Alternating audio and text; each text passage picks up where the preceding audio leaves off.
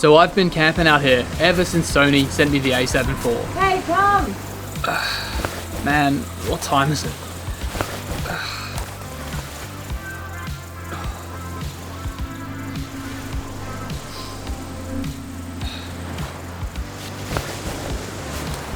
Trying to get the perfect shot really does take it out of you, but there's no better way to test the new A7 IV. I'm late. I'm meeting Roxanne in like 10 minutes to jump on a flight. There she is. So we packed up the hammock, got changed and headed to the airport, eager to get to Melbourne and test this camera while checking out a few of the film exhibitions I'm featured in. First up is the National Gallery of Victoria, the 25th most viewed art gallery in the world, where my films are being displayed alongside an environmentally focused contemporary design piece that is having a massive impact on reef restoration initiatives. But more on that another time. Up next, we headed over to Flinders Street Station, where another of my videos is being showcased in the Rising Melbourne exhibitions.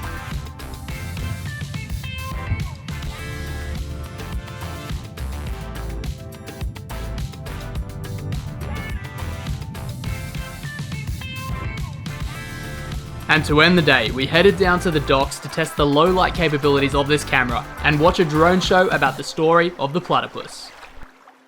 Now, there was so much more we wanted to film for that video, but we were faced by two back-to-back cyclones and the weather has just been absolutely shocking. So we couldn't film half of what we wanted to, but we did still have 2 weeks to play with this camera and test it out before we had to unfortunately send it back to Sony. And I haven't really scripted or prepared anything for this video, but I just want to give you my honest thoughts on what I like about this camera, what I don't like about it, and how it stacks up as a professional camera to be used in the field versus things like the A7S III and the older A7 III, and tell you, I guess, who I think it's for. Starting on the good, the A7 IV is a fantastic photo camera. Now, if you've watched any of my other videos on the A7S III, you'll know that I really like this as a professional photography camera, despite the fact that it has a small megapixel count, as megapixels are probably the least important spec when picking a good photo camera.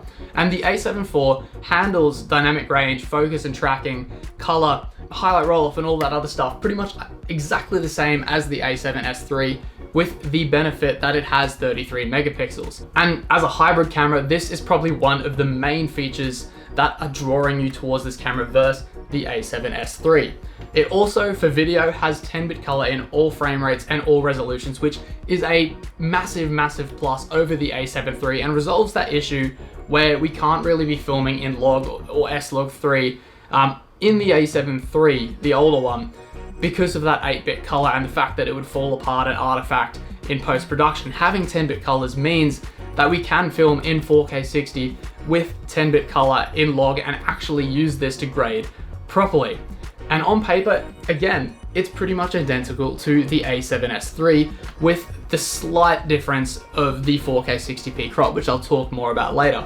But practically speaking, it works brilliantly. On that note, however, I did notice a small color change in S-Log3 from the A7 IV to the A7S III, where I think the blue tones were a little more teal. To me, it just felt slightly more unnatural coming out of the A7 IV to the A7S III. But realistically, this is probably just because I'm not used to grading the footage and haven't spent that much time using the camera. And I'm sure it's something that we would all get used to, but if you are trying to color match the footage, it's probably something to note. My biggest gripe, however, with this camera was the 4K 60p crop. Now, I'm a shooter that shoots a lot of 60 frames per second and I shoot it in 4K, and that's pretty much critical for my client work. And having an APS-C crop in 4K 60 meant that using the A7 IV as a hybrid camera for me was really difficult, where every time I would swap to photo mode, I'd be putting on full frame lenses, and every time I'd swap to video mode, as this camera is designed for, I would have to then either use an APS-C crop or literally change lenses to an APS-C lens to retain my focal length, my ideal focal length. And when I'm using things like gimbals and that sort of stuff, this became a massive hurdle where not only would we be changing lenses and carrying both two sets of lenses, full frame and APS-C, but we'd be constantly readjusting the gimbal and things like that, and it made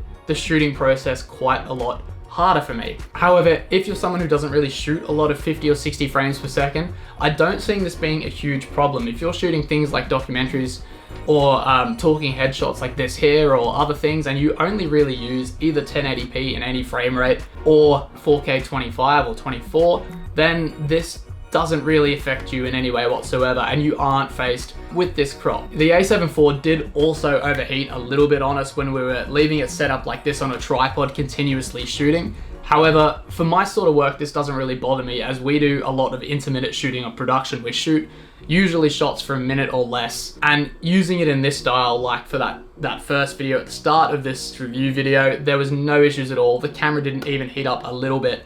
But leaving it set up on a tripod continuously shooting for something like an event, I can see potentially this becoming a little bit of a problem. So I realized I probably should have planned and scripted this video a little better, as it has been a bit of a mess. But the A7 IV for me is a really, really good photo and video hybrid camera, especially for you video shooters who don't require 4K 60. If you do require 4K 60 and it's one of your primary frame rates, I think the A7S III is a far better call for you, as it will reduce the need for carrying around 2 sets of lenses, rebalancing gimbals, just annoying small things that slow production down. However, if 4K 60 is something that you don't really use and you more lean on the 24, 25 or 30 frames, then the A7 IV is a really good camera, and it in many ways is identical in all other respects to the A7S III at a cheaper price. I guess that's pretty much all I've got for this one, and well, I hope this jumbled mess of a review gave you some insight into where I think this camera sits in a professional film and photography sense.